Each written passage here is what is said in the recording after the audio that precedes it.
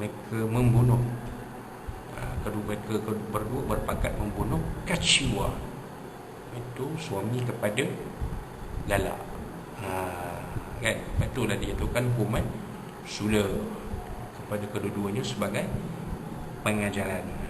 Tapi Borek menyimpan dendam apabila mengetahui adiknya jejaka dijatuhkan hukuman sula oleh Pengulu Semerah Padi. Jadi Borek menyimpan dendam.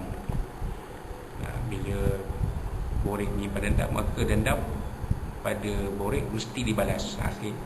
Dan keputusan diambil, mereka melakukan kekacauan dalam kampung Semerah Padi, membakar rumah orang kampung, membunuh orang kampung. Maka kampung Semerah Padi jadi huru-hara. Begitulah cerita dia. Jadi kita balik pada tadi, orang yang telah pernah berkahwin halal tetap dan berzina kemudiannya, maka hukumannya tidak ada lain. Hukumannya ialah rejam sampai mati. Sampai mati. Hukuman itu hukuman mati. Tapi bukanlah digantung. Direjam sampai mati. Wallahu a'lam. Kemudian yang kedua, wan nafsu bin nafs. Orang yang membunuh orang lain dengan sengaja, amdan. Setengah ulama mengatakan wan nafsu bin nafsi amdan. Seorang manusia membunuh manusia lain dengan sengaja. Sengaja di sini boleh ditafsirkan sebagai ada niat membunuh.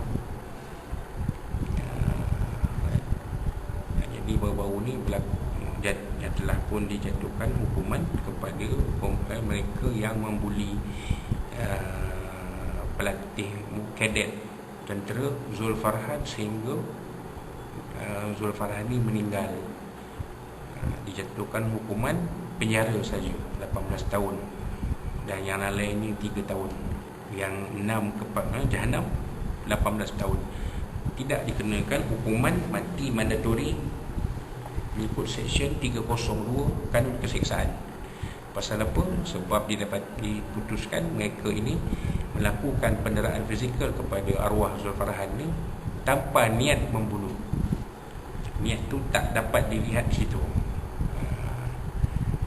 Tapi pihak pendakwaan membuat rayuan untuk dibawa ke mahkamah, rayuan untuk disemak balik. Jadi hakim mahkamah raya dia akan putuskan hukuman mahkamah tinggi ini kekal atau ditukar kepada hukuman yang lain. Kan? Jadi dalam hukum syarak, orang yang membunuh orang lain dengan niat membunuh, hukumannya adalah mati. Tetapi diberi pilihan kepada keluarga keluarga mangsa. Diberi 3 pilihan, sama ada nak kekalkan hukuman mati, qisas ataupun diat, diganti dengan diat. Diat ni denda 100 ekor unta. Sekarang ni berapa nilainya itu mungkin berpuluh, mungkin berpuluh ribu atau beratus ribu denda.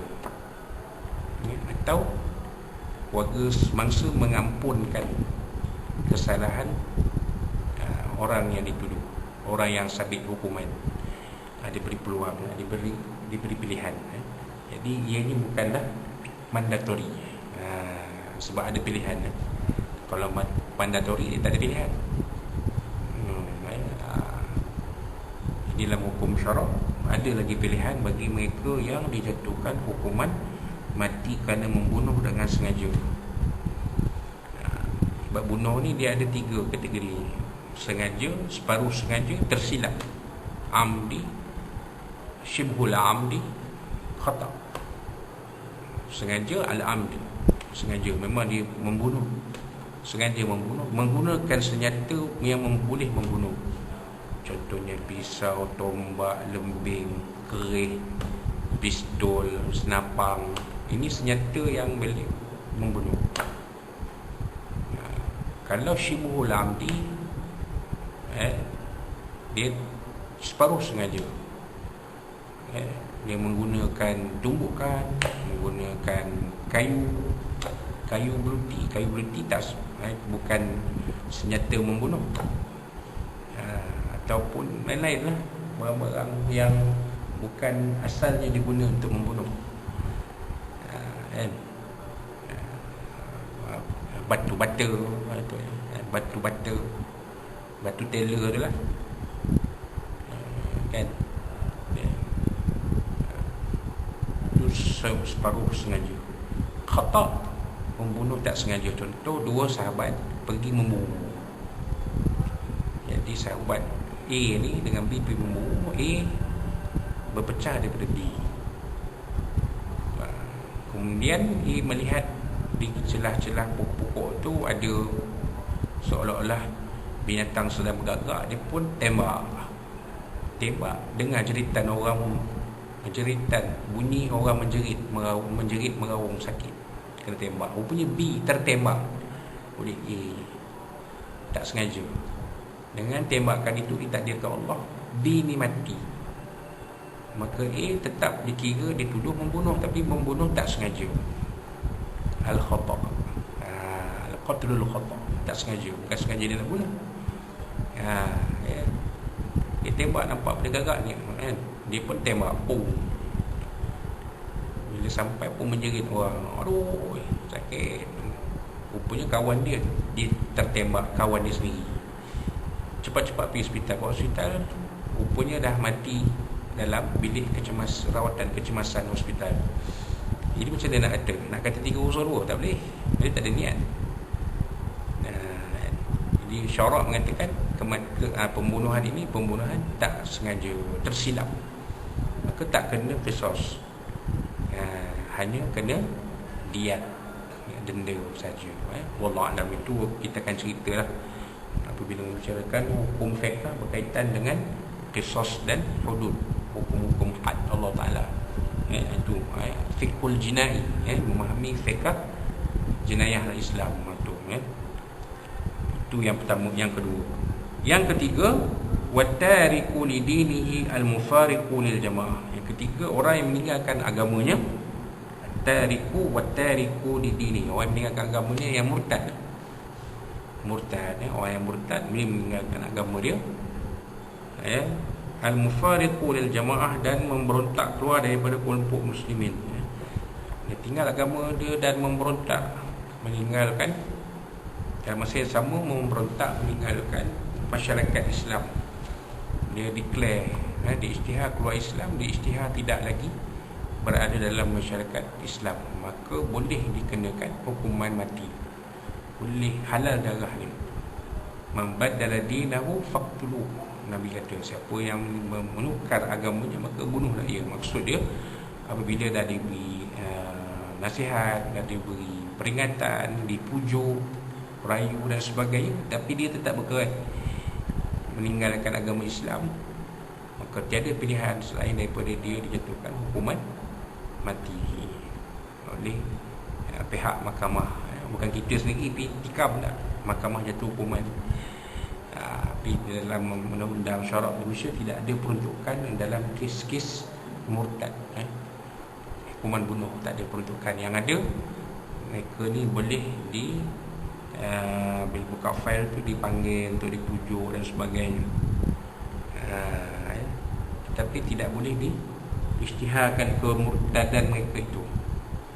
Yang boleh isytihar kalau seseorang mu'alaf itu, contoh bukanlah mu'alaf, dia ni nama Islam, dia sebenarnya tak pernah mengamalkan agama Islam, tapi nama dalam IC Islam, maka dia mohon pada mahkamah nak buang status agama Islam ni, nak ambil status agama lain. Maka mahkamah ada kuasa untuk memperkenan atau tidak permohonan dia. Sebab mahkamah boleh melihat kepada keadaan dia. Ada berlaku memang nama Islam, tapi rupanya dia tak pernah mengamalkan agama Islam. Mak bapak angkat dia yang bagi nama, tapi belum sempat apa-apa dah diambil balik oleh warga asal. Warga asal pelihara dalam agama asal dia sampailah besar. Bila cek-cek, nama dia nama orang Islam. Dia Jadi dia terpaksa dia nak terpaksa memohon kepada mahkamah untuk menukar status agama dia,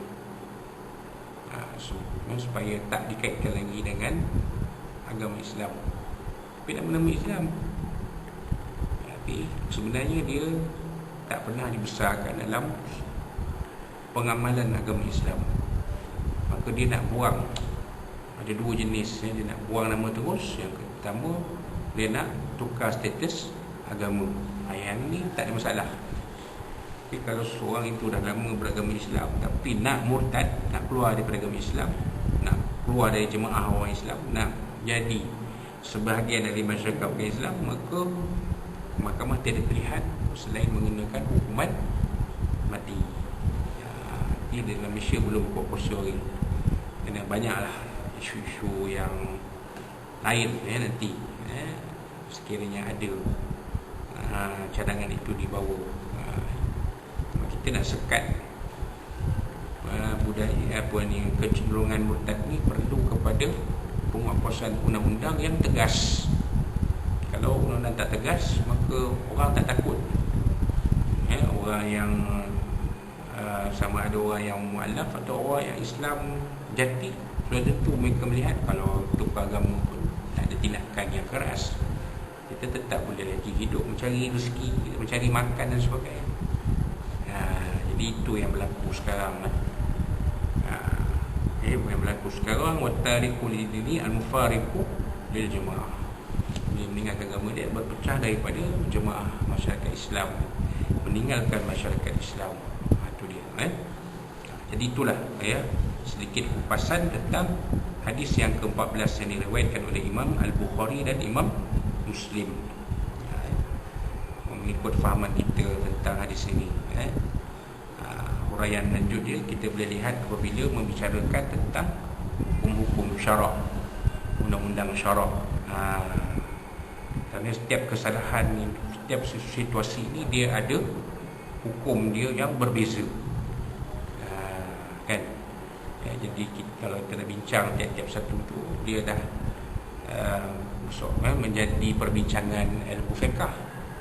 Jadi kita membicarakan kitab hadis 40 matan al-arba'in, bukan membicarakan kitab fiqh.